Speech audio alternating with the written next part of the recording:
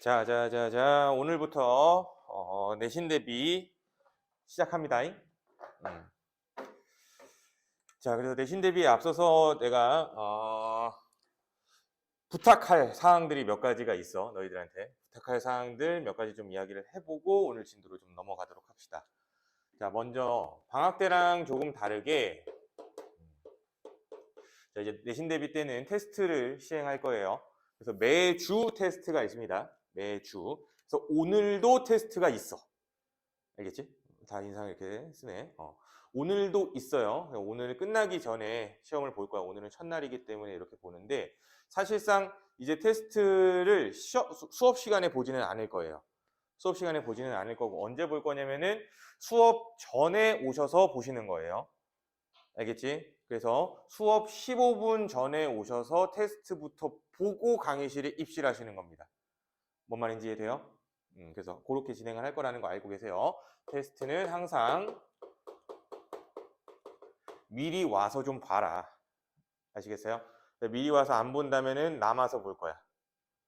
알겠어? 남겨서라도 보게 할 거니까 웬만하면은 다 15분 전에 미리 와서 하세요. 왜 그러냐면 15분 전에 우리가 테스트를 보고 나서 채점하고 테스트 문제풀이부터 하고 진행할 거야.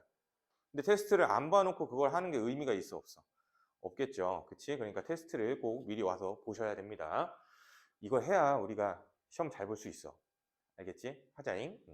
그리고 하나 더.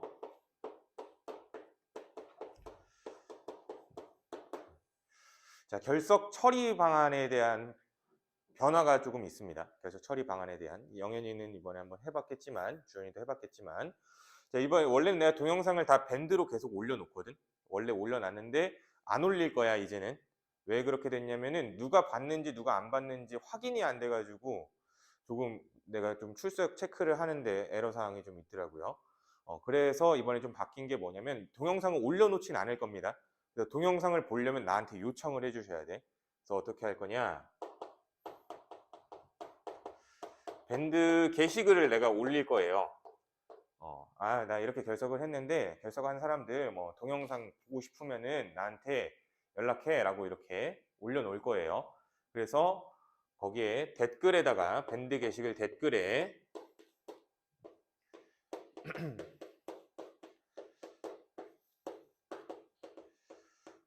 수강 요청이라고 댓글을 달아주시면 바로 밴드 채팅 기능을 활용해서 유튜브 링크를 보내줄 거야.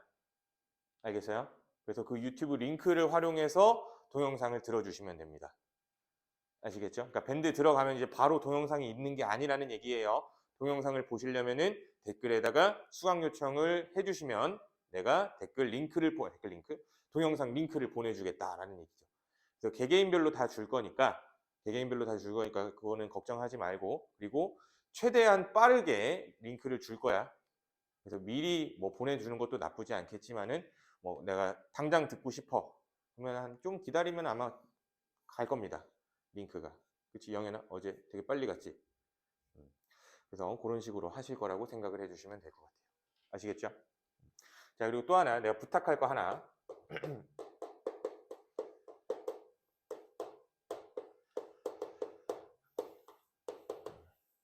자, 시험 범위에 대한 이야기입니다. 시험 범위. 통합과학은 과목 특성상 학교마다 시험 범위가 좀 제각기 다른 편이에요. 겹치는 부분도 어느 정도 있기야 하지만 정확히 똑같은 경우는 거의 없어. 그래서 결국에는 요 반에서 분반을 해서 수업을 하든지 다른 날짜로 옮겨서 하든지 아니면 그 뒷타임에 내가 수업을 더 연장하든지 이런 식으로 해서 좀 수업을 진행을 하게 될 건데 나중에 가서는 이렇게 진행이 될 건데 그거를 우리가 반을 미리 쪼개 생각을 하고 내가 대비를 하려면 시험 범위가 어떻게 나가는구나는 대충 내가 알고 있어야겠지요. 그치? 근데 내가 시험 범위를 언제 알 수 있을까? 나 혼자 안다고 하면은 너희들의 도움 없이 학교 홈페이지에 업로드 될 때 오피셜로만 알 수 있는 거죠. 시험 2주 전에 보통. 그럼 시험 2주 전에 내가 그거 알아서 뭐 해? 그 전에 이미 알았어야 되는 거야. 이해돼요? 그렇기 때문에 시험 범위는 너희들이 나한테 알려주셔야 돼요. 최대한 빠른 시일 내에. 알겠어? 그래서 지금 제가 미션을 하나씩 드릴 거예요. 학교에 가셔서 다음 주 내일 학교에 가셔서 과학 시험 범위를 알아오시는데 보통 시험 범위가 뭐예요? 이렇게 학교 초에 물어보면은 안 알려줘요. 왜 안 알려주냐면 정해진 게 없거든. 계획을 보통 이제 학교 선생님들이 수업만 하시는 것도 아니기 때문에 뭐 행정적인 업무도 있으셔서 그렇게 계획을 빨리 짜시는 편이 아니야. 바쁘셔. 그래서 계획이 없으셔서 안 알려주실 거예요. 알겠어? 근데 보통은 일반적으로 작년 시험 범위랑 비슷하게 나가는 경우가 많아. 그래서 알겠니? 작년 시험 범위랑 비슷하게 나가는 경우가 많아. 그래서 이렇게 얘기를 할게요.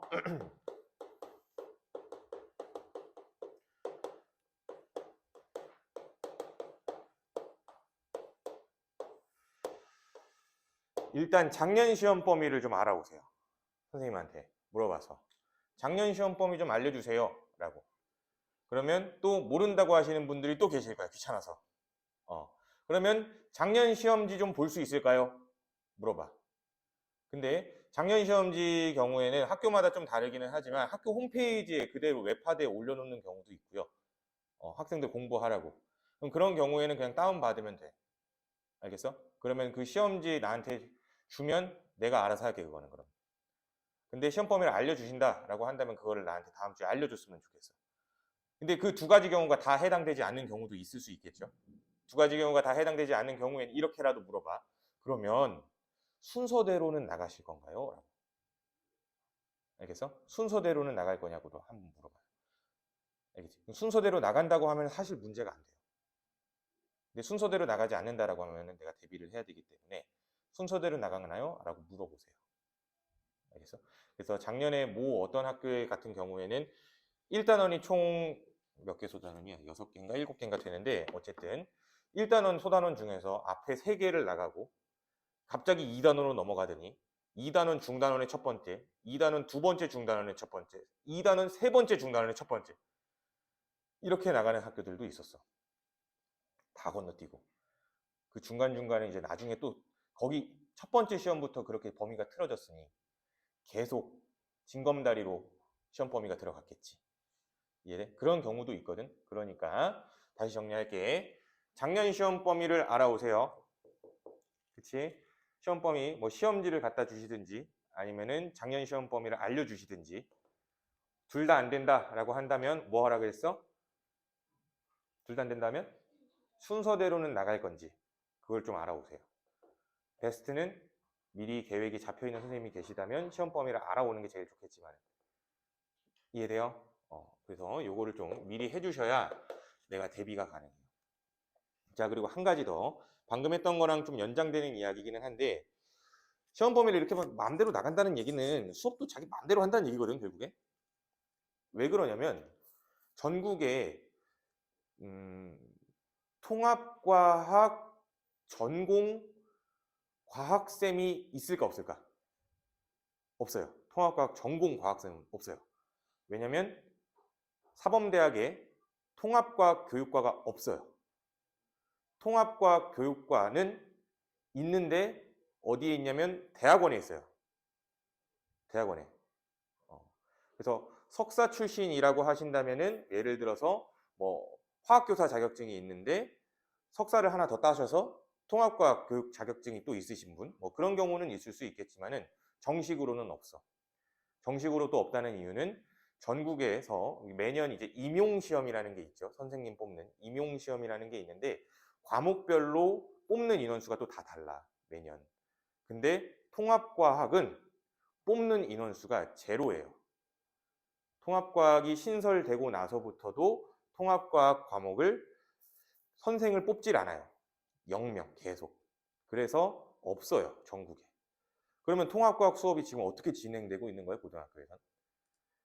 고2 과목을 맡아 있는 선생님들이 본인의 범위에 맞춰서 고1 수업을 해주시는 거야. 보통 두 분이서 수업을 하시거든.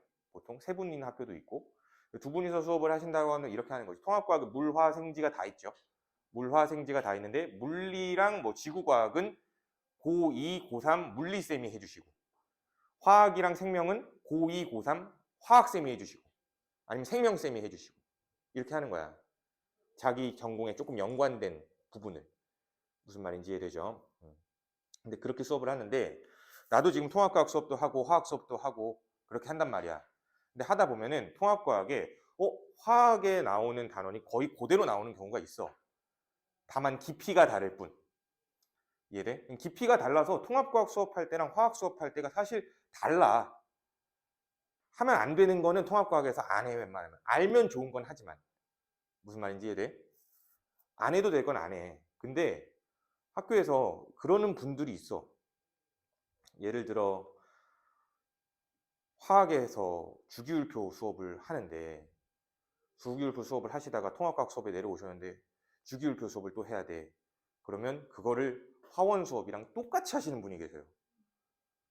똑같이 해.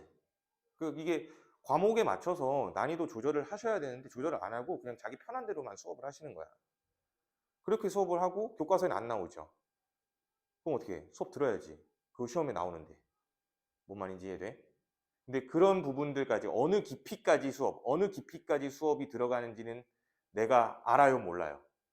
몰라. 알 수 있는 방법이 없어. 근데 그거를 어느 깊이까지 수업을 해서 내신 대비를 해야 돼. 난 내신 대비를 해줘야 되니까. 어느 깊이까지 학교에서 수업을 했는지 내가 알아야겠지. 그치? 그래야 그 깊이까지 해주죠, 내가. 돼? 그러니까 내가 또 부탁하고 싶은 거 두 번째는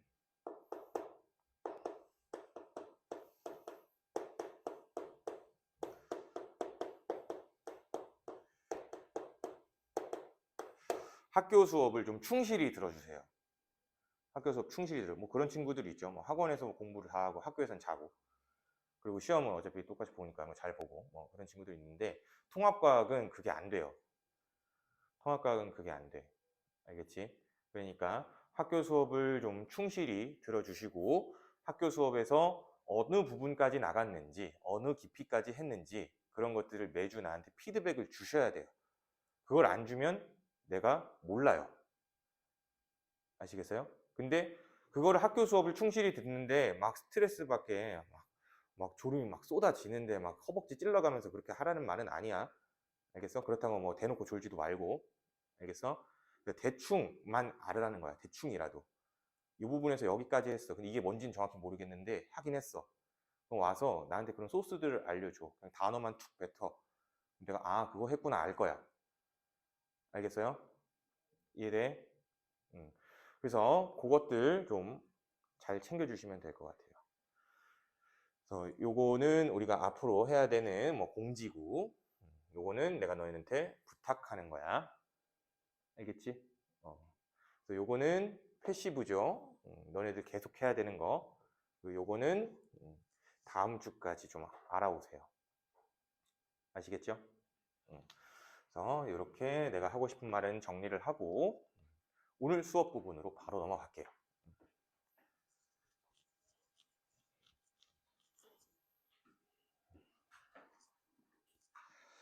자, 오늘 빅뱅부터 이야기를 시작할게요.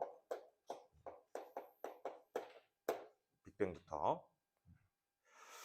학교에서 다 이번 주에 빅뱅 수업 했죠? 안 했어? 과학 수업 아예 안 했니? 앞부분. 이것도 안 들어가고. 이게 첫 단원인데? OT? 그런 거 했어? 재밌었겠다. 재밌었겠네. 도움이 많이 됐겠어. 자, 빅뱅 들어갈 거야. 아마 보통 이게 첫 시험부터 교과서를 중간부터 봐 이렇게 하기가 조금 그래서 대부분 첫 시험은 빅뱅부터 하기는 해요. 알겠죠? 그래서 빅뱅 한번 해보도록 합시다. 자, 빅뱅은 우주론에 대한 이야기죠. 우주론. 옛날 과학자들의 우주에 대한 생각입니다. 우주에 대한 생각. 그래서 첫 번째, 이건 책에 안 나옵니다.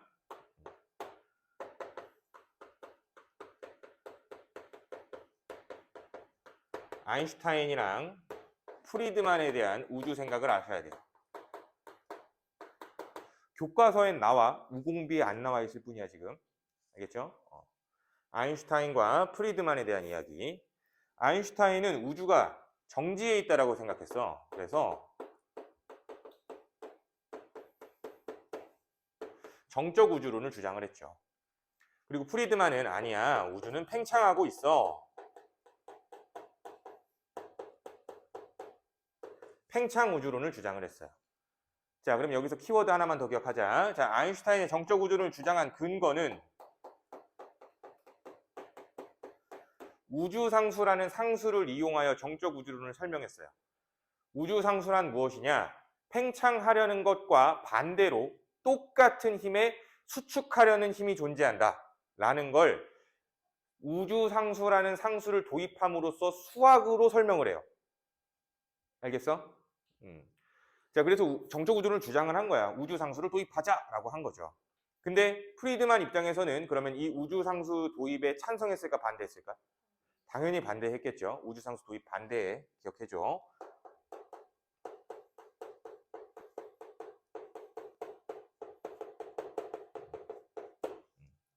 자, 근데 결국 누가 이겨요?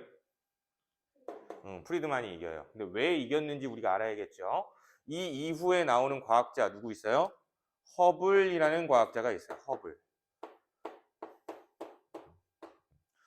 자, 허블이라는 사람이 뭘 발견하냐면 우주 팽창의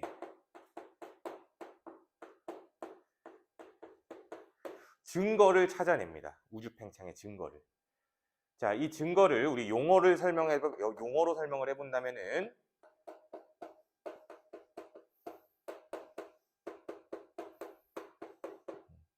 적색편이라는 현상을 발견을 하죠. 말뜻 무슨 뜻일까? 빨간색으로 치우침. 이게 적색편이야. 빨간색으로 치우침. 근데 이게 우주 팽창의 무슨 증거냐를 이해하려면 배경 지식이 좀 있어야겠죠?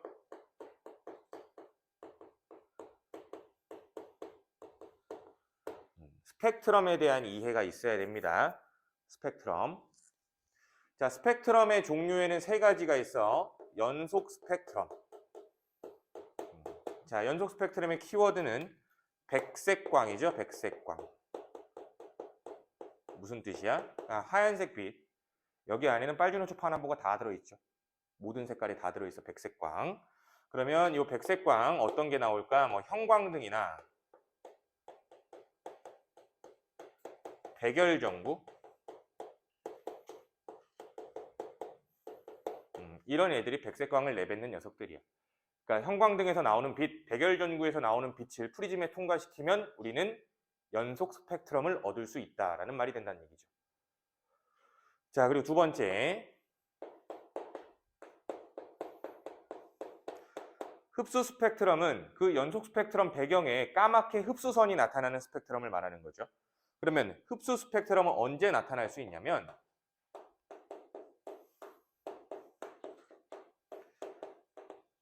그 백색광이 진행하는 경로 중에 저온의 기체를 만나면 흡수선이 나타납니다. 저온의 기체. 이거 기억해주고. 자, 그러면 저온의 기체를 만나면 왜 흡수선이 나타나는지 또 이해를 해보면은 원자 구조가 이렇게 생겼죠. 원자 핵이 있고 이 주변에 전자가 돌아다닐 수 있는 뭐가 있어? 궤도가 있죠. 궤도. 그치? 전자가 돌아다닐 수 있는 궤도가 있어요. 물론 화학까지 들어가면 좀 더 재밌는 얘기를 할 수 있지만 안 할 거야. 궤도, 즉 전자는 이 위에만 있을 수 있어요. 여기 아니면 여기. 아니면 이 뒤에 뭐 여기. 궤도에만 있을 수 있어. 즉 궤도와 궤도 사이에는 전자가 있을 수 있다 없다? 없다가 되는 거야. 자, 그러면 흡수선이 나타난다는 얘기 무슨 뜻이냐면은 여기 있던 전자가 원자핵으로부터 멀어지면 흡수하는 거예요. 알겠어?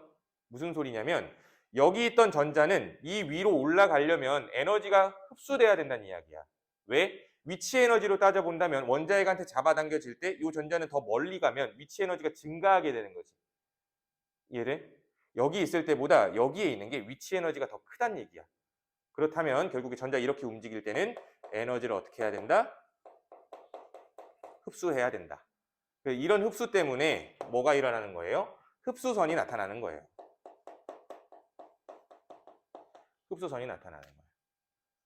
이해돼? 근데 이러한 일이 어디서 있을 수 있다고? 저온의 기체에서 있을 수 있다. 라고 기억하면 돼. 자, 그리고 세 번째, 방출. 방출 스펙트럼. 방출의 키워드는 고온의 기체죠.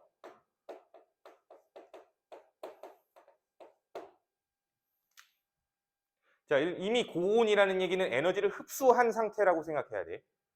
알겠죠? 이미 고온이라는 건 에너지를 흡수한 상태다. 그래서 에너지를 흡수한 상태니까 고온의 기체에 있는 전자들은 위에 있어요, 위에. 알겠어? 그러면 자연스럽게 이 위에 있던 전자는 아래로 떨어질 수밖에 없어요. 알겠죠? 그러면 이때 위치 에너지가 그럼 증가하는 거야, 감소하는 거야? 감소하는 거죠. 이때 에너지는 방출되겠네. 됐니? 그쵸? 그래서 이때 방출된 에너지들이 뭘로 나타나는 거예요? 방출선으로 나타나는 거지. 이해돼요? 이렇게 된다. 그럼 스펙트럼 만드는 거 한번 생각해 본다면 어떤 빛이 이렇게 진행하고 있는데 이 빛을 프리즘에다가 집어넣게 되면은 그 빛의 파장 영역에 따라 굴절률이 달라서 분산이라는 현상이 나타나. 분산이라는 현상이 이렇게 나타나는 거죠. 빛이 분산된다. 그럼 빛이 분산됐을 때 여기에다가 내가 A4 용지를 하나 이렇게 대요. 근데 이게 백색광이라면 여기 무지개가 보이겠죠. 그게 연속 스펙트럼. 이해돼요? 근데 여기에 차가운 기체가 여기 가운데 있었다면 차가운 기체에서 요만큼의 에너지들을 흡수하고 남은 게 일로 나오는 거지. 이해돼? 그러면 그 남은 거는 이 무지개에서 흡수된 것만 까만색으로 보이겠지. 그게 흡수 스펙트럼. 그럼 방출 스펙트럼이랑 얘가 뜨거워져서 얘가 빛을 내는 거야. 그럼 얘가 뜨거워져서 빛을 내면은 얘가 먹었던 걸 그대로 뱉기 때문에 선만 나타나는 겁니다. 무슨 말인지 이해되죠? 그래서 이렇게 스펙트럼 구조 만들어지는 이유 기억해주면 될 것 같고요. 그러면 이 스펙트럼 분석에 대해서도 마저 얘기를 해보도록 할게요. 네 번째 분석.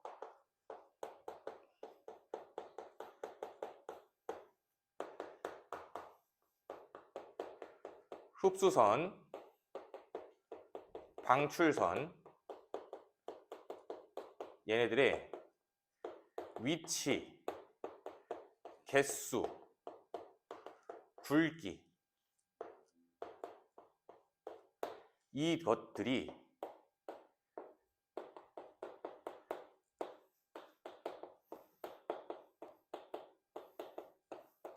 원소마다 달라요. 원소마다 달라. 원소마다 다른 이유는 뭐냐면 원소마다 요 첫 번째 궤도, 두 번째 궤도, 뭐 세 번째 궤도가 있겠죠. 이 궤도와 궤도 사이의 갭이 달라요. 알겠어? 원소마다 이 갭이 다르기 때문에 흡수하는 에너지의 크기, 방출되는 에너지의 크기가 분명히 다를 수밖에 없겠지. 그렇죠? 그럼 그 에너지의 크기가 다르니까 분명히 되면 어떤 에너지가 흡수되고 방출됐는지 다를 거 아니야. 이해돼? 그래서 결국 흡수선, 방출선의 위치, 개수, 굵기가 전부 다 다르다는 이야기예요. 그러면 이 스펙트럼을 분석한다면 우리는 뭘 알 수 있어요? 원소의 종류를 따질 수 있게 되는 거지. 그렇죠? 또 뭘 알 수 있을까? 하나 더 기억해. 이건 빨간색. 그 원소의 질량비도 알 수 있어요. 질량비까지 알 수 있어. 그래서 우주에 존재하는 수소와 헬륨의 질량비를 알아낸 이유가 별빛 스펙트럼 분석을 통해서 알아낸 거예요. 아시겠어요? 그래서 이렇게 기억해 주면 될 것 같아요. 스펙트럼 이렇게 보시면 되고 세 번째 이제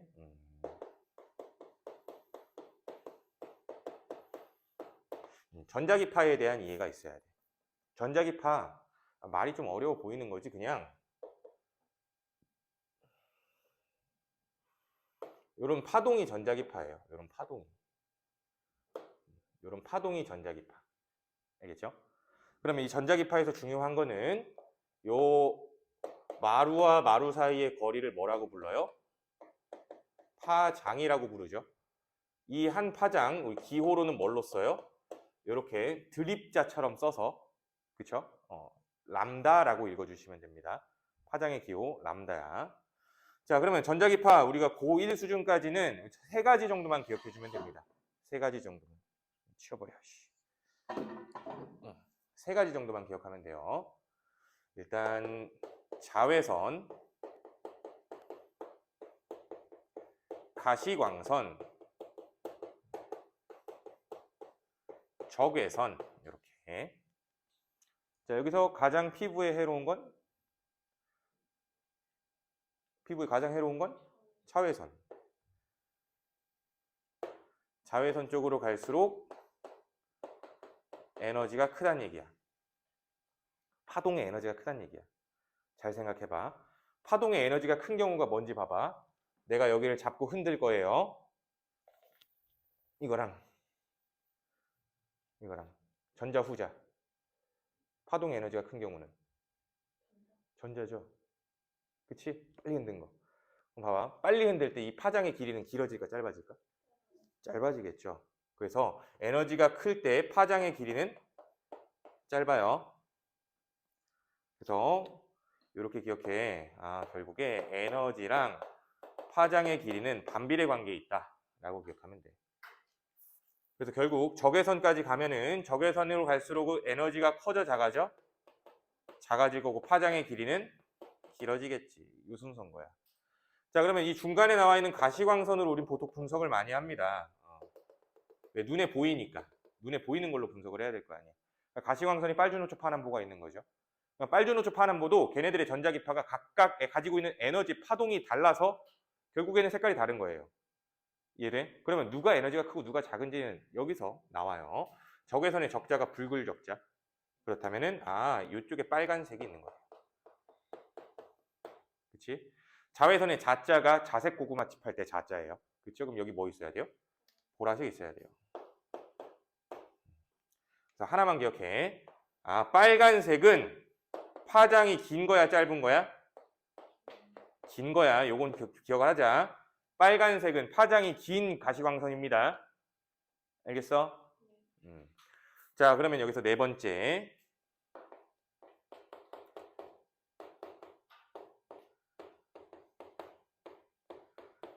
도플러 효과라는 게 있어요. 도플러 효과. 어렵지 않아. 이렇게 정리하자.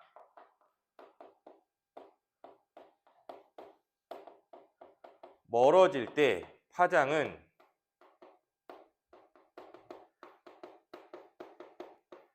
짧아진다예요. 멀어질 때 파장은 짧아진다. 이렇게 보자. 여기 길이 이렇게 도로변이 있는데 내가 여기 이렇게 서 있었어. 여기서 자동차가 한 대 훅 지나갈 거래. 그치? 지나갈 때 내가 듣는 자동차 소리는 그죠? 소리의 크기가 뭐 커지고 작아지고가 중요한 게 아니야. 높이 자체가 달라지죠. 소리가 높아졌다가 낮아지는. 그쵸? 근데 자동차의 소리 자체가 달라지는 거니? 아니죠. 소리 자체가 달라지는 건 아니야. 소리는 똑같은데 내가 듣기에만 그런 거예요. 즉 관측자 입장에서 무언가 다가올 때는 파장이 짧아지고요. 무언가 멀어질 때는 그 전자기파의 파장은 길어집니다. 그래서 다가올 때 파동 모습을 좀 표현을 해보면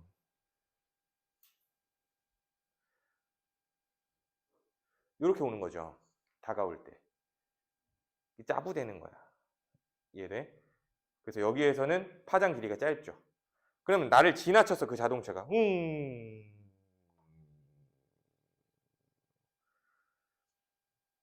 뭐 이런 식으로 되는 거겠지. 이해돼요? 그래서 내가 중요하게 봐줘야 되는 거는 멀어질 때 파장이 짧아진다? 누가 짧아진다라고 썼어? 누가 왔다 갔어? 누가 왔다 간 거야? 길어진다.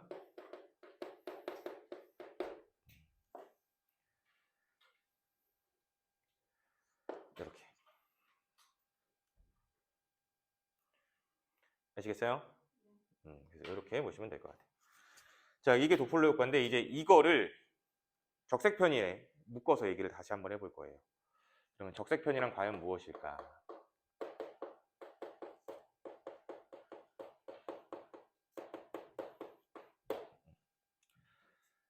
일단 상황부터 좀 제시를 해보면은, 자, 우주가 이렇게 있었어. 근데 여기에 어떤 별이 있었고 여기에 또 어떤 별이 있었대. 은하라고 할게요. 여기에 어떤 은하, 여기에 어떤 은하가 있었어. 근데 우주는 팽창을 하죠.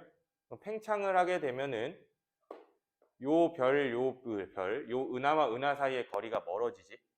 그럼 이렇게 한번 생각해 보자. 요 녀석 입장에서는 이 별이 점점 멀어져 가까워져? 멀어지는 거죠. 그치? 근데 여기에서 이미 출발한 별빛이 있잖아. 별빛도 전자기파죠. 그 별빛이 다가오던데 다가오면 다가올수록 얘가 멀어지면서 다가오는 거죠. 멀어지면서 다가오는 거야. 요 별빛이 다가올 때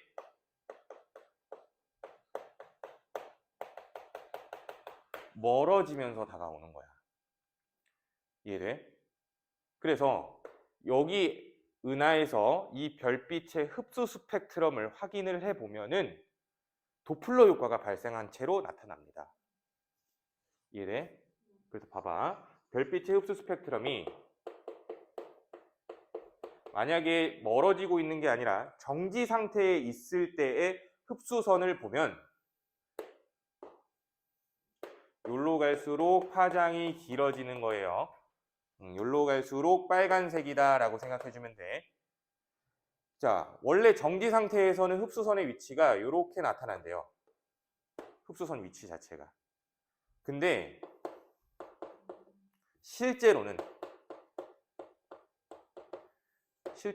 요 선의 위치가 여기에 나타나는 게 아니죠. 요 선의 위치가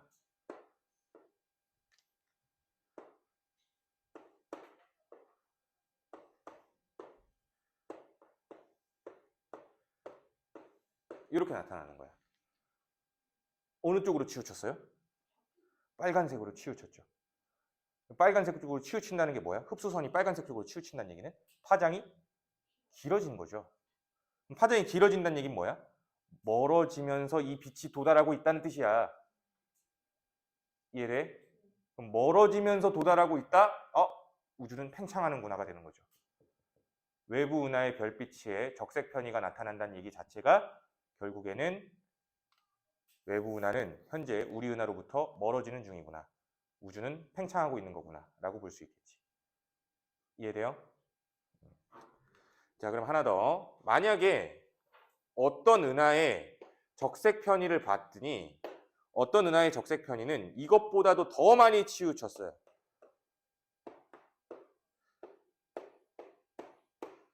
더 많이 치우쳤어요. 이유는 뭐 때문일까? 이게 더 많이 찌그러지고 더 많이 늘어지면 되는 거야. 속도가 빠르다는 얘기지. 무슨 속도? 멀어지는 속도가 빠르다는 이야기야. 이렇게 되면.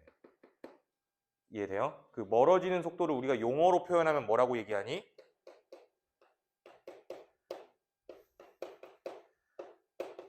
후퇴 속도라고 부르죠. 그치? 그러면 후퇴 속도가 치우치는 양을 편의량이라고 얘기하죠. 후퇴 속도랑 편의량이 비례하는 거야. 많이 치우쳐져 있는 별빛의 흡수 스펙트럼일수록 그 별이 더 빨리 멀어지고 있다라고 해석한다는 얘기예요. 그래서 요거를 뭐 A 은하라고 하고 이거를 B 은하라고 해보자. 그러면 A 은하와 B 은하 중에 우리 은하로부터 더 빨리 멀어지고 있는 은하는 B라는 얘기예요. 알겠어? 자, 이 적색 편인데 이 적색 편의 반대말이 뭐가 있을까? 파란색 쪽으로 치우치는 청색 편이라는 게 있을 거예요. 청색 편의는 그럼 파란색 쪽으로 치우친데 파란색은 파장이 짧은 거죠. 그럼 파장이 짧아지면서 빛이 도달하고 있다라는 이야기는 가까워지면서 도달하고 있다는 얘기지. 이해돼? 그래서 우주에서 보면은 청색 편의도 간혹 일어나는 경우가 있어. 은하와 은하 사이가 아니라 우리 은하 내부에선 가능해. 비교적 가까운 거리에서는. 그래서 청색 편의도 있기는 있어요. 근데 하지만 그냥 대부분은 적색 편이라고 생각해주면 돼. 아시겠죠? 그러니까 오답으로 나오겠지. 청색 편의가 일어난다. 라고. 용어는 알고 있어야 돼. 청색 편의와 적색 편의는 반대말이구나. 라는 말. 알겠지? 자, 그러면 적색 편의 때문에 결국에 우리 뭐 한 거야? 허블이 우주 팽창의 증거를 제시한 걸 이해한 거죠. 그래서 허블이 요거까지 얘기를 더 해요. 허블 법칙을 만듭니다. 여섯 번째, 허블의 법칙.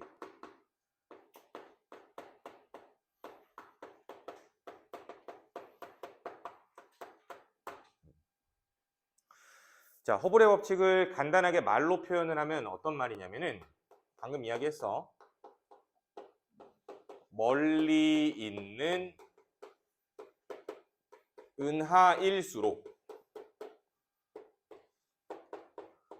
더 빨리 멀어진다.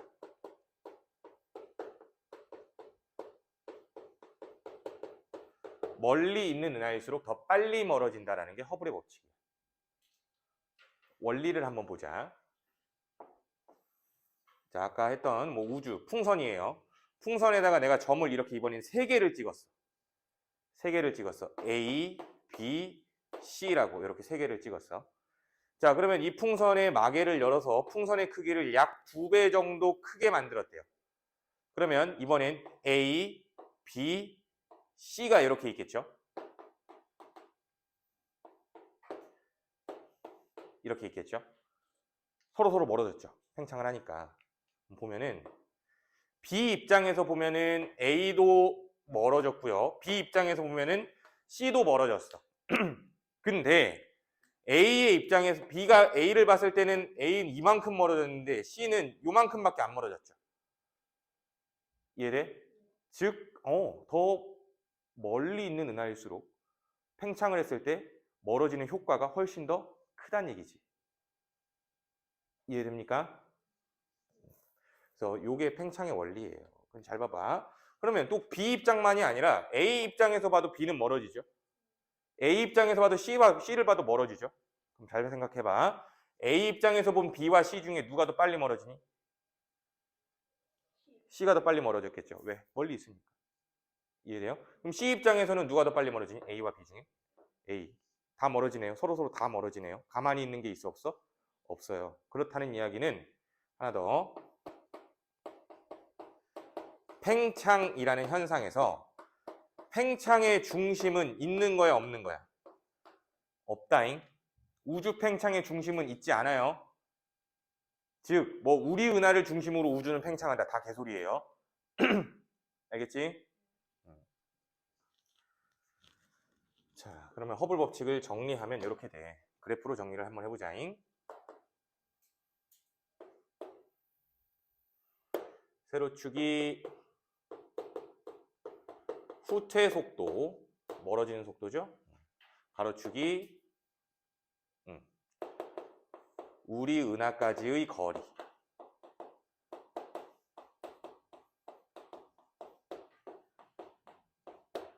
단위 표현도 알고 있어야 돼. 거리 단위, 천체에서는 메가파섹의 단위를 쓰죠. 파섹, 메가파섹. 근데 은하와 은하니까 굉장히 먼 거리죠. 그래서 메가파섹의 단위를 쓸 거예요. 그리고 후퇴 속도는 킬로미터 퍼 세크. 1초마다 몇 킬로미터 멀어지는지. 보통 문제에 나오면 뭐 10,000킬로미터 퍼 세크, 20,000킬로미터 퍼 세크 뭐 이렇게 얘기를 할 거예요. 알겠죠? 1초에 막 그만큼 멀어진다라는 얘기예요. 그래서 허블이 실제로 뭐 외부 은하를 계속적으로 관측하면서 거리에 따른 후퇴 속도에 대한 관계를 외부 은하들 가지고 한번 찍어본 거야. 이런 식으로 나와요. 어떤 은하는 가까운 때 후퇴 속도 이렇게, 어떤 은하는 뭐 조금 머니까 후퇴 속도 이렇게, 이런 식으로. 알겠어? 그래서 다른 은하들 찍어보면 뭐 이런 식으로 나온대. 그래서 결국 중간값 따져보면은 한 요 정도 그래프가 나온다는 이야기가 되겠네요. 이해돼? 그러면 이렇게 뭐 1차 방정식과 같은 그래프가 나왔어. 1차 방정식에서 제일 중요한 문제풀이의 키를 쥐고 있는 부분은 기울기죠. 그치? 여기서도 기울기가 중요해요. 기울기는 뭐라고 부르냐면 허블 상수라고 불러요. 기호로는 허블 상수 대문자 H라고 써주시면 됩니다. 잠깐만. 너 왜 거기다 필기를 해? 공간이 없어서? 어? 자, 허블 상수. 허블 상수 H. H 그럼 어떻게 계산하니? X 증가능률 Y. 그치. 뭐라고? 거리분의 그치 후퇴 속도야. 이렇게 되면은 거리분의 후퇴 속도는 속도니까 어쨌든 시간분의 거리죠. 이렇게 나오죠. 이해돼요? 그러면 거리거리 날라가네. 거리거리 이렇게 돼. H는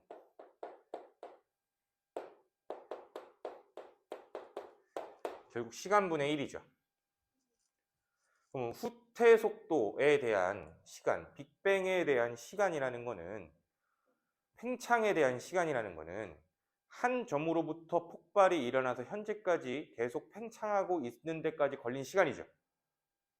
그렇죠? 한 점으로부터 시작해서 지금까지 시간을 말하는 거야. 그게 뭐예요?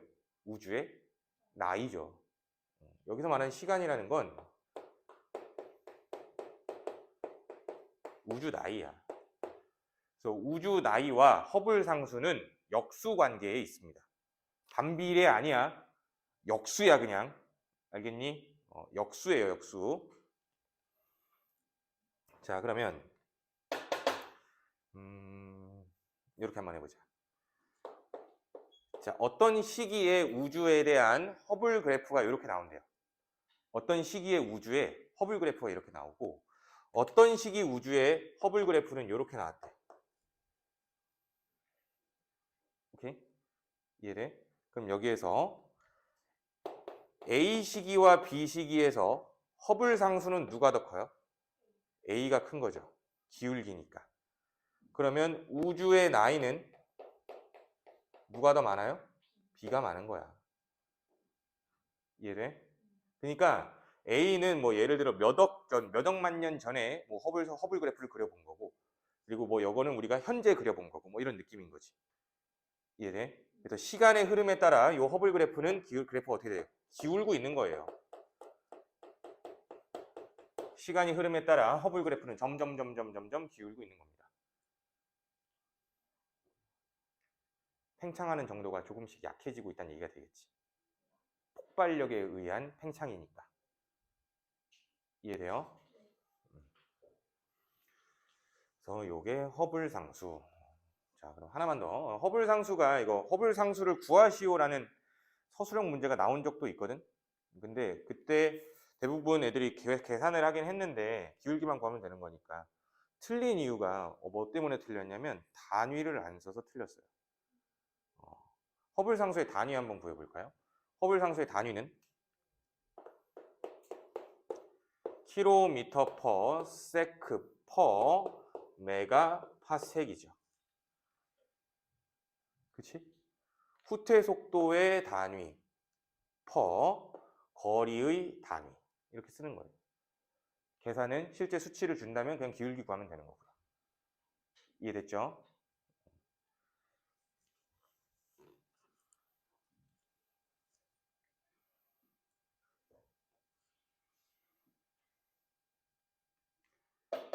됐죠? 그래서 허블 법칙 이렇게. 그러면 일단 허블이 이런 걸 이용해서 프리드만의 손을 들어준 거죠. 팽창을 한다라는 건 일단 인정한 거야. 자, 그러면 그 이후에는 7번째 호일이라는 사람과 가모프라는 사람이 싸웁니다. 둘 다 싸워요. 근데 그때 호일이라는 사람이 주장한 우주론은 정상 우주론이야. 정상 우주론. 가모프의 우주론은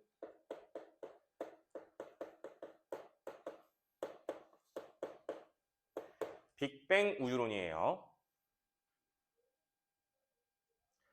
자, 둘의 차이점이 있을 건데 먼저 공통점부터.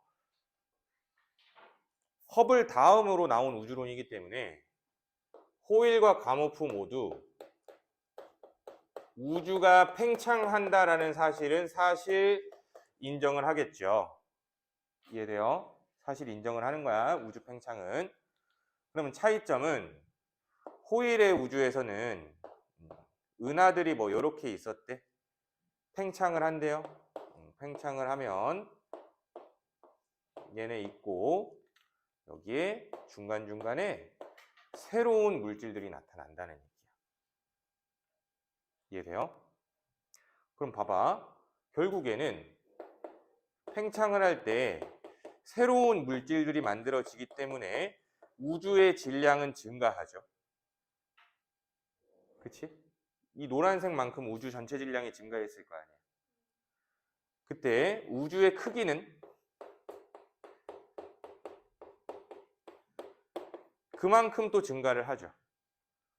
그럼 부피도 증가하고 크기도 증가한다. 부피도 증가하고 질량도 증가하네. 그럼 이것의 비율은 빽빽한 정도의 의미인 밀도죠, 밀도. 밀도 봐봐, 그림에서도 밀도가 똑같죠? 즉, 팽창을 하더라도 우주의 밀도는 변한다, 안 변한다? 안 변한다. 더 나아가서 우주의 온도 역시 일정한 거야. 이게 정상 우주론.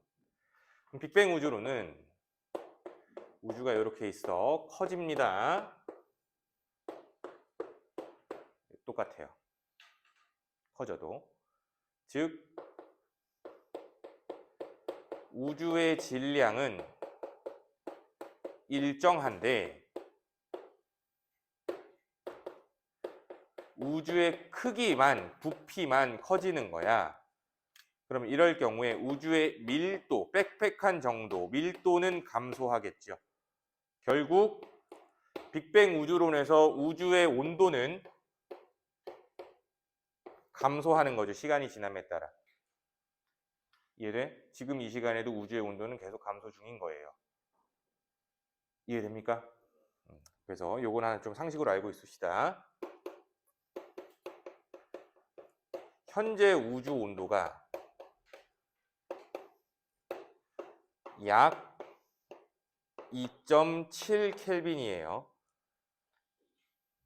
현재 우주 온도는 약 2.7 켈빈이다. 이해되셨죠? 지금 그래서 우주론 한번 쭉 따라와 본 거야. 팽창이라는 걸 이해하면서 적색편이라는 걸 이해하면서 아시겠어요? 자, 그러면은 이후에 우리는 가모프에 대한 이야기들을 조금씩 더 이야기를 해봐야 되는데, 가모프의 빅뱅 우주론 순서들이 있죠. 뭐 나오고 뭐 나오고 뭐 나오고 하는 순서들이 있는데, 그 내용은 조금 쉬었다가 한 방에 가도록 할게요. 지금 10분만 쉬었다가 이어서 진행하도록 하겠습니다. 쉬는 시간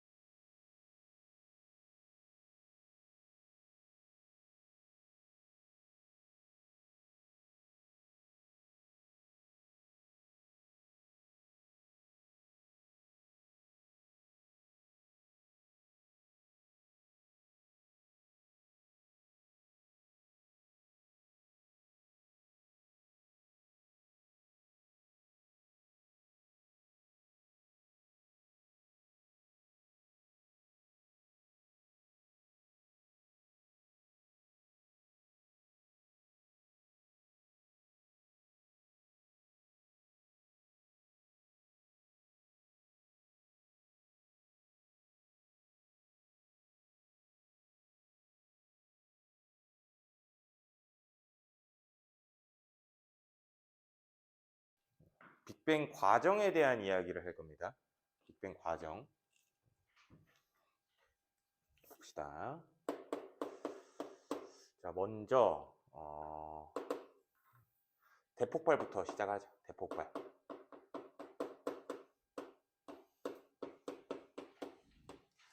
자, 대폭발은 한 점으로부터 일어나는 거죠. 그치? 근데 이 한 점의 상태를 기억해야 돼, 우리는. 한 점의 상태. 내 생각에는 그 포스트잇으로 해결 안 될 것 같아. 잘 어디 한번 해봐. 자, 초고온,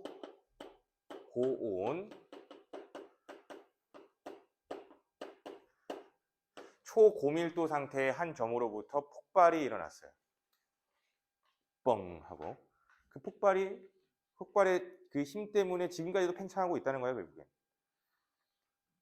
근데 폭발이 일어난 뒤에 시간이 10의 마이너스 35승초 후가 지났어요. 자, 여기서 중요한 건 10의 마이너스 35승초가 중요한 게 아니라 뭐가 중요한 거야? 후가 중요하단 거예요. 후. 이때 무슨 일이 벌어지냐면 기본 입자라는 것들이 만들어져. 기본 입자. 기본 입자라는 거는 다른 걸로 분해되지 않는 가장 작은 입자를 말해요. 그래서 뭐가 있냐면 전자와 쿼크라는 게 있죠. 전자와 쿼크. 전자는 전하를 몇을 띠니? 마이너스 1. 쿼크는 두 가지가 있었죠. 업 쿼크와 다운 쿼크 두 가지가 있어요. 업 쿼크는 전하를 몇을 띠니? 그치. 플러스 3분의 2. 다운 쿼크는 마이너스 3분의 1. 그치. 이렇게. 즉 기본 입자인 전자는 빅뱅과 동시에 형성되었다.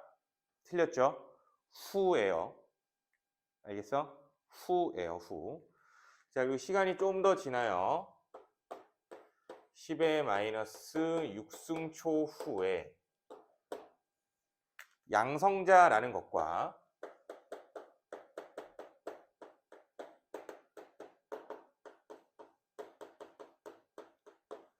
중성자라는 게 만들어져. 양성자는 이제 내가 기호로 쓸 거야. 양성자는 P로 씁니다. P. 중성자는 N으로 쓸 거야. 영어로 프로톤, 뉴트럴 이렇게 얘기하기 때문에 그래요. 자, 그러면 양성자는 전하를 몇을 띠고 있니? 양성자의 전하는 플러스 1이죠. 중성자의 전하는 0이죠. 양성자와 중성자는 쿼크로 이루어져 있거든.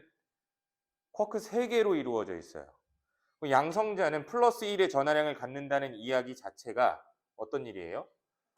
업 쿼크가 2개고 다운 쿼크가 하나로 되어 있다는 뜻이야.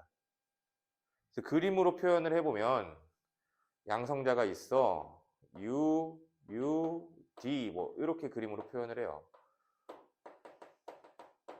이게 양성자야. 알겠어? 그리고 중성자는 0이래. 그럼 어떻게 있어야 돼요? D, D, U일 거예요. 그래야 0이 될 수 있죠. 그래서 얘도 그림으로 표현해보면 D, D, U가 뭐 이렇게 있는 거야. 이게 중성자란 얘기죠. 됐죠? 그러면 여기에서 시간이 이번엔 꽤 흘러요.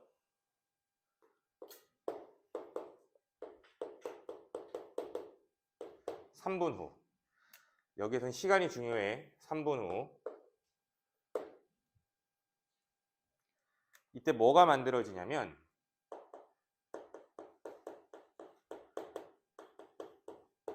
원자핵이 만들어집니다. 원자핵. 근데 이 원자핵이 어떻게 만들어지는지 과정을 좀 얘기를 해볼 거야. 결국 만들어졌던 양성자와 중성자를 이용해서 만들 거거든.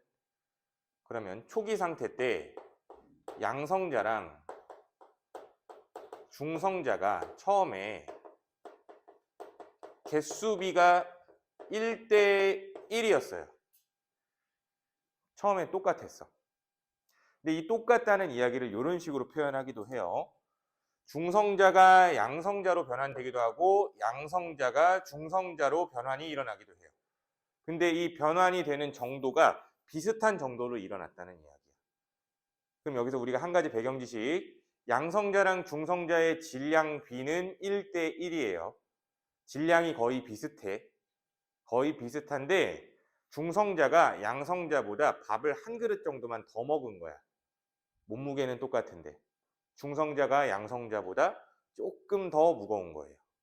알겠어? 그러면 양성자가 중성자가 되려면 밥을 먹어야 된다 그랬죠? 이때 에너지는 흡수가 돼야겠죠. 그치? 에너지가 흡수가 되면 양성자에서 중성자로의 변환이 일어나. 그럼 반대로 중성자가 양성자로 변환되려면 에너지를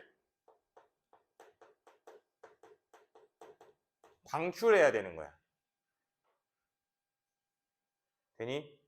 근데 이 전환 관계가 비슷하게 일어나고 있었던 때예요. 근데 우주의 온도는 빅뱅에서 우주의 온도는 점점 높아져 낮아져? 그치, 우주의 온도는 점점 낮아져. 그것의 여파로 무슨 일이 벌어지냐면 결국 양성자, 중성자 전환에서 흡수는 잘 일어나지 않게 되고 중성자, 양성자 전환에서 에너지 방출만 잘 일어나게 되는 결과를 불러오는 거야.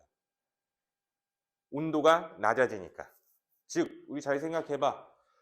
우리가 에너지를 흡수하려면 겨울이어야 돼, 여름이어야 돼? 여름이어야죠. 그래야 내 체온이 올라가죠. 에너지 흡수하잖아. 주변이 뜨거워야 흡수하기가 좋아. 이해돼? 근데 겨울은 방출하기 좋죠. 내 몸이 계속 열을 뺏기기만 하죠. 주변이 추우니까. 이해돼? 그래서 온도가 낮아지니까 방출은 잘 일어나는데 흡수는 잘 일어나지 못하는 거야. 그러면 시간이 지날수록 결국에 이게 원래는 1대 1이었는데 2대 1, 3대 1, 뭐 이렇게 쭉쭉쭉쭉쭉쭉 됐겠죠. 그치? 점점 차이가 나기 시작했을 거야. 근데 차이가 나다가 결과적으로는 3분이 됐을 때 양성자랑 중성자의 개수비가 7대 1에 도달하게 돼요. 알겠어? 점점 차이가 나다가 양성자, 중성자 개수비가 7대 1에 도달하게 된다. 이 7대 1에 도달하게 됐을 때 이 양성자, 중성자를 재료로 사용해서 원자핵을 만드는 거야. 알겠지? 그래서 양성자가 빨간색 동그라미라고 할게. 양성자. 둘, 셋, 넷, 다섯, 여섯, 7개. 중성자는 파란색 동그라미. 중성자가 이렇게 있었대. 자, 그럼 이걸 이용해서 원자핵을 만들 건데 헬륨 원자핵을 만들 거예요. 헬륨 원자핵이라는 얘기는 중성자가 적어도 2개는 있어야 되거든. 근데 지금 이렇게만 표현하면 중성자가 하나밖에 없으니까 적어도 2개가 있기 위하여 14대 2로 생각을 합시다. 똑같은 거죠. 그래서 하나, 둘, 셋, 넷, 다섯, 여섯, 7, 14대 2. 이렇게 되면 결국 요 4개가 하나로 뭉쳐져서 만들어지는 게 뭐예요? 헬륨의 원자핵이죠. 헬륨 원자핵이 어떻게 생긴 거야? 이렇게 생긴 거야. 이게 헬륨 원자핵이지. 이해돼?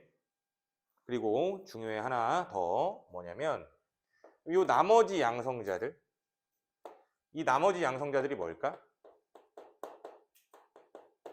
수소 원자핵이야. 나머지 양성자들이 수소 원자핵이에요.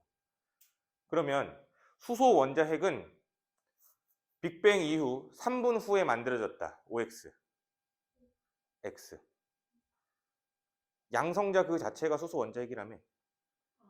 그쵸? 그래서 양성자는 이때 만들어졌잖아. 이거 자체가 수소핵이야. 수소의 원자핵은 언제 만들어졌어?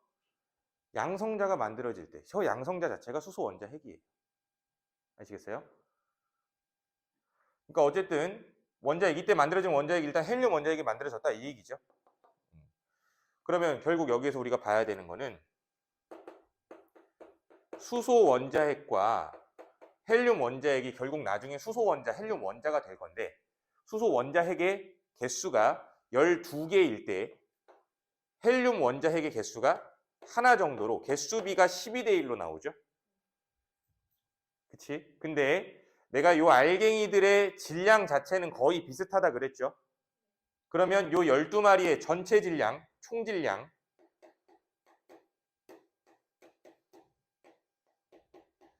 수소 원자 전체 이 12마리의 총 질량은 12죠. 근데 요거 하나의 질량은 몇일 거예요? 4가 되겠지. 이해돼요? 그러면 수소와 헬륨의 질량비는 12대 4가 되니까 결과적으로는 몇 대 몇이라고 대답하는 거예요? 3대 1이라고 계산값이 나오는 거지. 이거 스스로 할 줄 알아야 돼. 어디부터? 여기부터 시작해서 이렇게 끝날 줄 알아야 돼요. 알겠니? 이런 식으로 만들어지는데 여기서 결국에 이거 하나 나왔네. 질량비 3대 1. 이게 빅뱅 우주론의 증거가 될 거야. 알겠어? 결론을 얘기하자면 가모프가 이렇게 계산을 했어. 우주에 존재하는 수소와 헬륨의 질량비가 빅뱅을 따라가면 3대 1이 나올 거야 라고 얘기했는데, 실제로 별빛의 흡수 스펙트럼을 조사해 보니 수소와 헬륨의 질량비가 3대 1이 돼요. 그러니까 빅뱅 우주론의 증거라고 얘기할 수 있는 거지. 이게 첫 번째 증거야. 알겠지? 자, 그러면 이 3분 때 만들어진 원자핵 지금 종류를 따져보면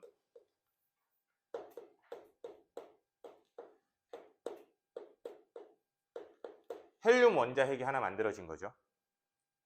그치? 요거 표현 방법 참고로 얘기해보자. X 앞에 A, B 뭐 이렇게 써져 있으면 요 말이 무슨 뜻이니? A는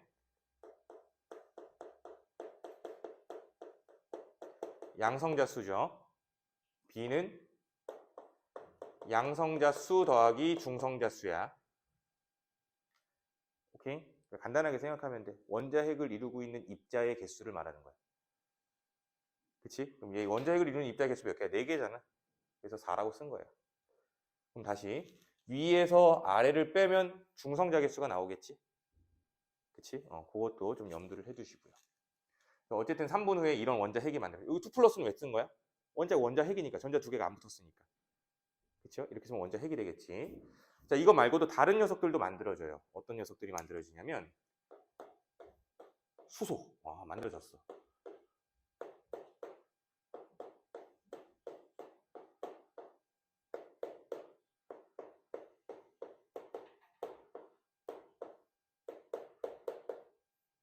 얘네들도 만들어져요. 그래서 이름을 좀 미리 적을게. 요 녀석은 수소 원자핵인데 중성자 몇 개? 1개. 여기서 이거 빼면 된다고. 중성자 1개죠. 얘도 수소 원자핵인데 얘는 중성자 몇 개? 2개. 그러니까 무거운 수소들이죠. 그래서 얘네들은 3분 때 만들어지는 게 맞아. 얘네들은. 그래서 어떻게 만들어지냐면 얘는 중수소핵이라고 부르고요. 중수소. 요 녀석은 더 무거워서 삼중수소라고 불러요. 삼중수소. 돼? 그리고 참고 용어 하나만 더 얘기할게.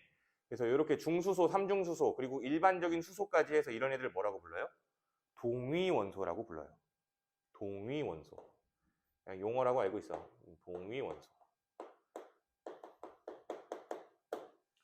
또 그럼 얘도 헬륨이고 얘도 헬륨이지? 얘네도 동위원소라고 하는 거야. 이해돼요? 얘도 헬륨이고 얘도 헬륨이야. 얘도 동위원소라고 하는 거야. 오케이? 그럼 쟤네들은 어떻게 만들어지는지를 또 이해를 해보자. 이런 방법도 있어요. 양성자,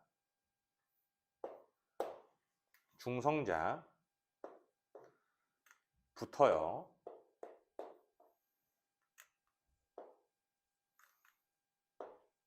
이게 뭐야? 중수소핵.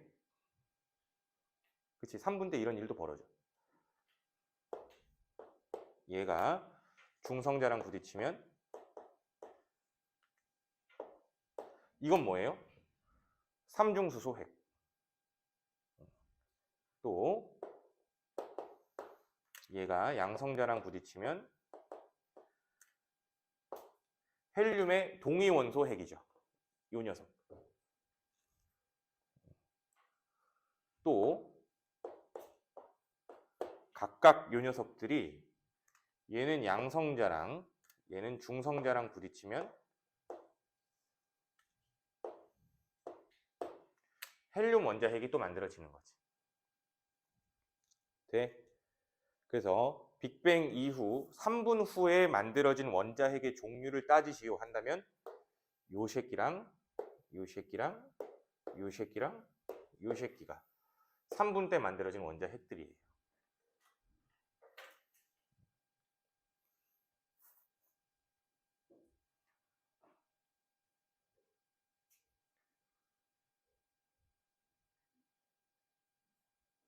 이해됐죠? 자, 그럼 그 이후에 시간이 더 지나. 시간이 많이 지나죠. 시간이 많이 지나요. 얼만큼 지나?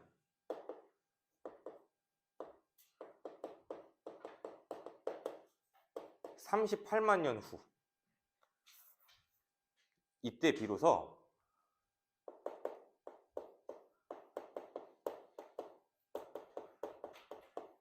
중성 원자가 형성이 돼요. 그럼 중성 원자는 어떤 애들을 말하는 거야? 뭐 예를 들어 수소 원자라고 하면은 양성자가 이렇게 있고 이 주변에 누가 하나 돌아다니고 있으면 되는 거야? 전자가 하나 돌아다니고 있으면 이게 중성 원자죠. 이해돼요? 그럼 결국 원자핵으로부터 중성 원자가 만들어지는 건 원자핵 주변에 전자가 붙어 있으면 돼요. 근데 전자가 원래 없던 입자가 아니잖아. 만들어졌잖아. 빅뱅 직후에 바로 만들어졌어. 그치? 그러면 이 만들어진 전자들이 원자핵에 달라붙기까지는 시간이 이렇게 오래 걸렸다는 이야기야. 이해돼? 이유에 대해서 한번 얘기해보면 이렇게 됩니다. 자, 이때 당시에 우주 온도가 너무 높았어. 점점 낮아지고 있는 상황이긴 한데 너무 높았어요. 절대적으로는.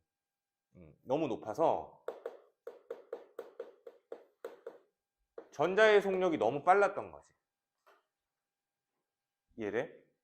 전자의 속력이 너무 빨라서 이 느려 터진 원자핵들은 전자를 붙잡기에 역부족이었던 거야. 알겠니? 이때 전자를 붙잡을 수가 없었다.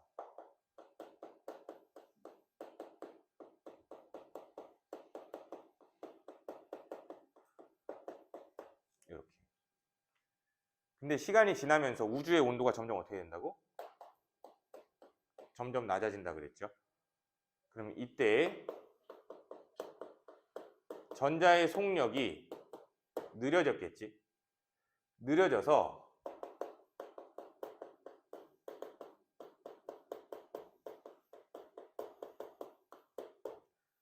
전자를 붙잡아서 중성 원자가 만들어진 거야.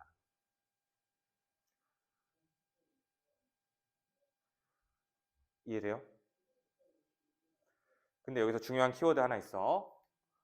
키워드 하나 있어. 온도가 낮아졌어. 근데 얼마까지 낮아져? 우주의 온도가 이때 3000켈빈까지 낮아집니다. 그래서 외워야 돼. 그래서 어딜 외우냐면 요 세 개는 세트야. 세트 메뉴야. 같이 외워요. 다 똑같은 말이라고 생각하면 돼. 같이 외워야 돼, 이건. 됐죠? 그러면 원자 형성 이전과 원자가 형성된 이후의 우주 모습을 한번 표현해 볼게. 원자가 형성되기 이전에는 우주가 있을 때 여기에 뭐 원자핵이 있었을 거고요. 원자핵이다잉. 이렇게 있고 여기에 전자가 있는데 원자핵한테 잡혀 안 잡혀? 안 잡혀요. 막 움직여 그냥 이런 식으로. 그러면 이때 우주에 존재하던 빛은 전자가 빠르게 움직이니까 빛이 우주를 통과할 수가 없었던 거야.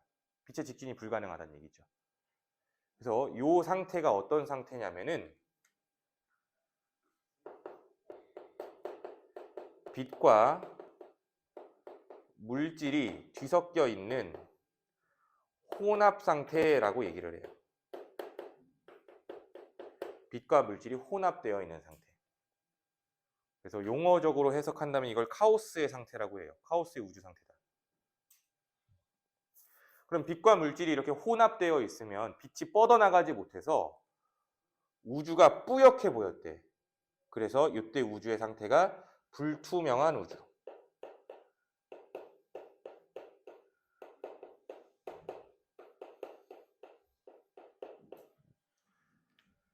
자, 그래서 원자핵이 형성됐을 시기의 우주의 모습이에요. 빛과 물질이 혼합되어 있어서 빛이 뻗어나가지 못했다. 즉 불투명한 우주의 상태였다. 이 상태였어요. 근데 시간이 지나서 이제 중성 원자가 만들어졌어. 우주가 이렇게 있대. 그러면 여기에 양성자, 원자핵 뭐 이렇게 있대요. 이렇게 되면 이 주변에 비로소 전자가 붙잡혀서 아무데나 돌아다니는 게 아니라 자기 집이 생겼죠. 그치? 자기 집이 생겼어. 그러면 이번엔 빛이 진행하는 곳을 방해해 안 해? 방해하지 않는다는 얘기죠.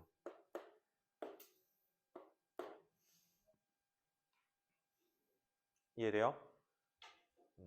그러면 이때 여기에서 뻗어나온 빛이 있지? 요 빛들.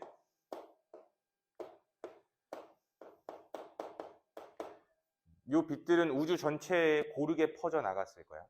그래서 이 빛이 우주 전체를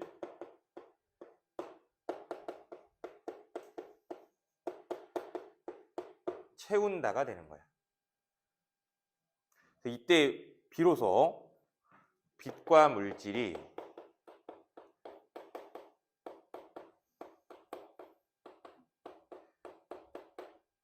분리된 상태다라고 이야기를 하고요.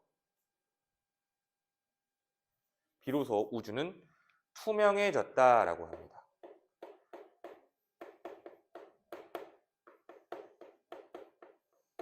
요거야. 그럼 다시 이때 빠져나온 빛이 우주 전체를 채웠어. 이걸 뭐라고 불러요, 우리는? 이걸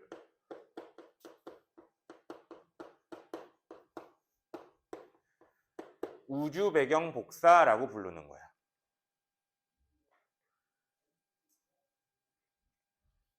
됐죠? 근데 이 우주 배경 복사는 우주 전체에 고르게 분포할 거예요.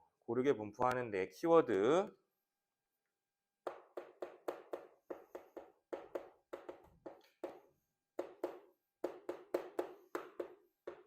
대체로 균이라고요.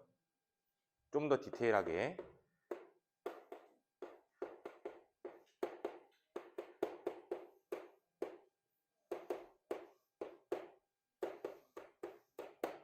미세한 온도 차가 있었던 거야. 그래서 그 이유 얘기랑 좀 연결이 돼요. 그래서 우주에서 온도가 낮은 곳에 밀도가 높아져서 거기서부터 별이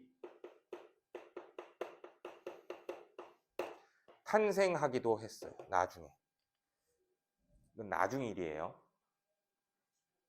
그래서 이 별이 탄생되면서 이때 헬륨보다도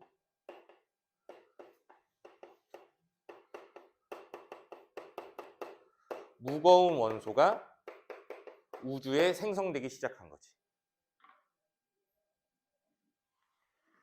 즉 얘는 빅뱅 과정이 아니야.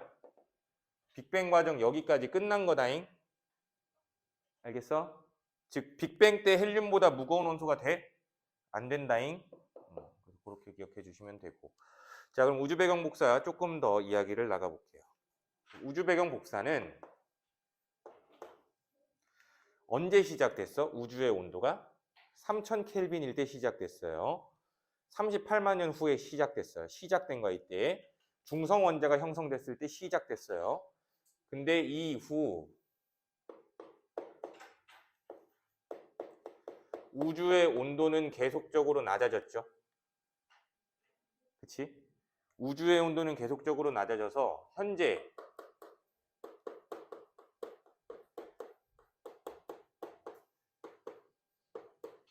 약 2.7켈빈이 됐죠.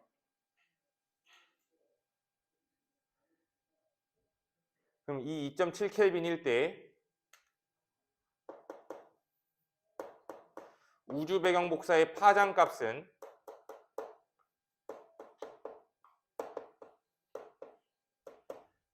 7.3cm 정도가 된대요. 7.3cm 정도가 된대요. 그래서 이 7.3cm 정도의 파장 영역대에 속하는 전자기파는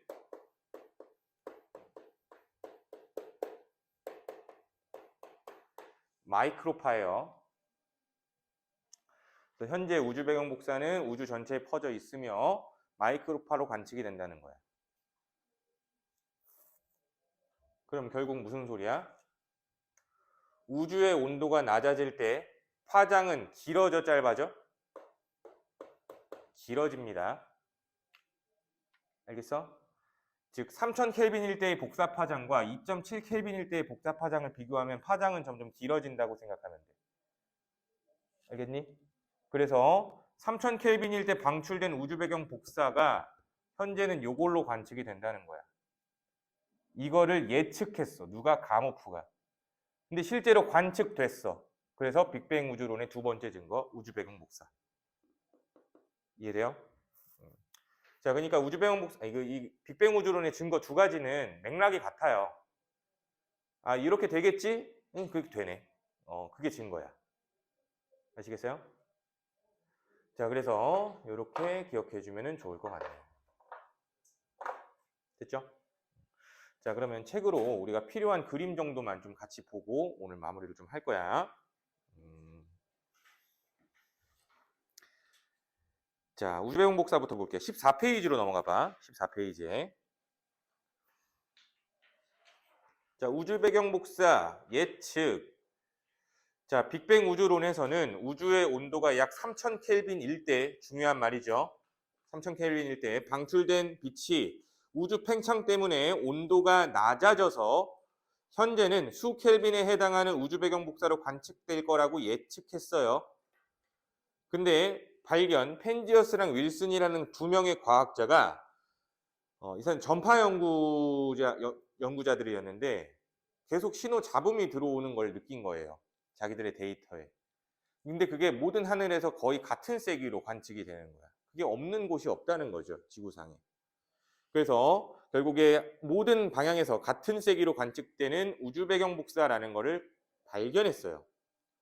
이걸 발견했을 때도 이게 우주 배경 복사를 몰랐어, 이 사람들. 그래서 나중에 나사에서 WMAP, 코비 이런 위성들을 발사하면서 이게 우주 배경 복사가 됐구나가 된 거야, 사실은. 그래서 발견된 우주 배경 복사의 온도가 약 3켈빈의 흑체에서 방출되는 빛의 파장의 영역과 일치한다라는 게 근거가 된다는 거야. 자, 말이 좀 어렵죠? 흑체라는 게 뭐냐면은 그냥 영어로 표현하는 게 더 쉬울 것 같아. 블랙바디라고 이야기를 합니다. 흑체. 블랙바디 실제로도. 근데 블랙바디라는 거는 어떤 전자기파가 블랙바디에 도달했을 때 그 블랙바디는 모든 전자기파를 흡수합니다. 알겠죠? 모든 전자기파를 흡수하는 녀석이야. 그러면 그 블랙바디에서 방출되는 전자기파를 조사한다는 이야기는 외부의 전자기파랑은 서로 상관이 없는 거죠. 외부 거는 모조리 다 흡수해 버리는 거야. 이해돼요? 그래서 외부 건 모조리 다 흡수를 하고 한 3켈빈 정도의 온도가 되기 때문에 그 온도에서 방출되는 전자기파 영역만 분석할 수 있다는 거죠. 외부랑은 상관없이. 이해돼? 그러니까 비슷한 게 뭐냐면 우리 적외선 카메라 있죠. 적외선 카메라로 우리를 보면 어떻게 돼요? 다 시뻘겋고 퍼렇고 막 그렇게만 보이죠. 우리도 블랙바디는 아니지만 우리 몸에서 전자기파가 나가요. 우리 온도에 맞게끔.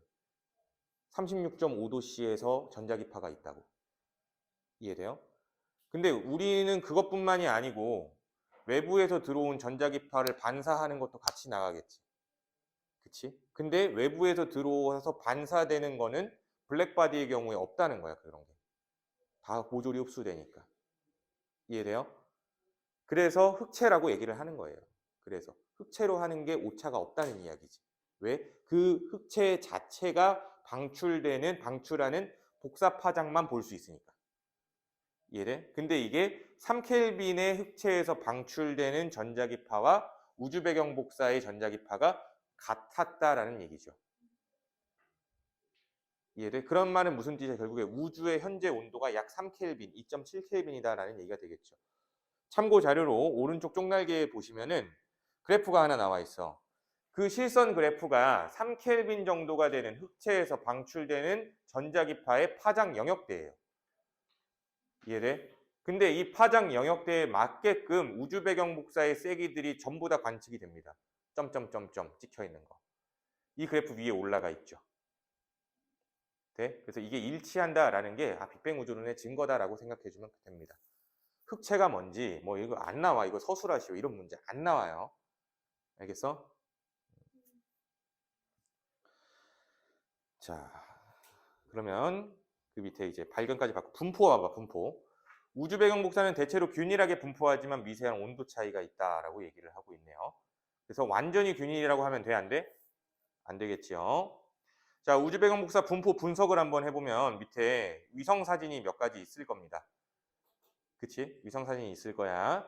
자, 보면은 온도 차이가 보이죠? 시뻘건 데 있고 퍼런 데 있고 뭐 그럴 거예요. 그럼 여기에서 우주 배경 복사의 세기가 다르구나 라고 알고 있으시면 돼. 그래서 기억하면 되겠네요. 자, 그래서 우주 배경 복사는 온도 분포의 미세한 차이를 보이고 초기 우주에 존재하던 물질은 미세한 밀도 차가 있었으며 밀도가 높은 곳에서는 중력에 의해 물질이 모여 별과 은하가 탄생한다. 해서 우리도 얘기했었죠. 자, 우주 배경 복사와 빅뱅 우주론 예측한 값이 관측 값과 일치했기 때문에 증거라고 얘기한다. 라고 보시면 되겠네요. 자, 스펙트럼은 봤으니까 넘어가면 될 것 같고 다음 페이지에 빅뱅 우주론과 스펙트럼 분석에서 빅뱅 우주론의 예측, 우주 초기에 핵합성이 일어났을 것으로 추정하여 수소와 헬륨의 질량비가 이론적으로 3대 1임을 계산했죠. 근데 스펙트럼 분석을 통해서 수소와 헬륨의 질량비가 우주에 존재하는 게 수소와 헬륨의 질량비가 몇 대 몇이다? 3대 1임을 일치한 걸 보아 빅뱅 우주론의 두 번째 증거 이렇게 될 수 있겠죠.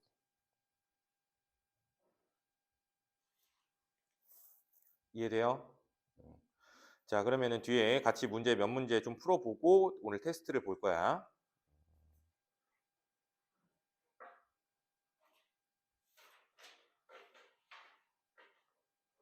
자, 7번 문제 한번 볼까? 7번 문제. 자, 그림은 그림은 빅뱅 우주론에 설명하는 팽창하는 우주의 모습을 나타낸 건데 이에 대한 설명. 자, 그러면은 거기 3000켈빈 뒤부터 전자기파 모습이 보이죠? 그치? 그게 우주 배경 복사를 표현하고 있는 거야. 되니? 그래서 기억, 빅뱅 이후 우주의 평균 밀도는 점점 감소한대요. 맞는 말이죠. 질량은 일정한데 크기는 커지니까. 니은 우주 팽창으로 인해 우주 배경 복사의 파장은 점점 짧아진대요. 짧아집니까?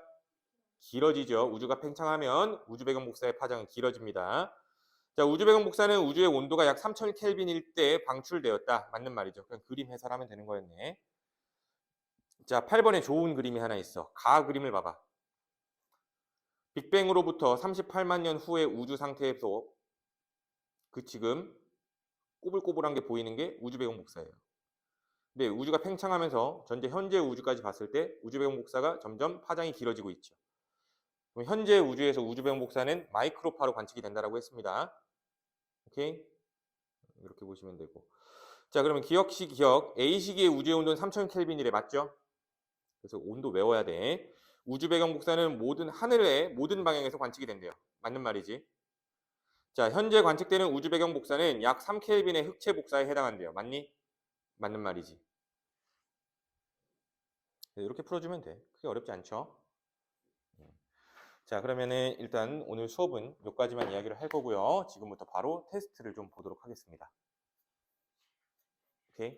그래서 테스트지 드릴게요.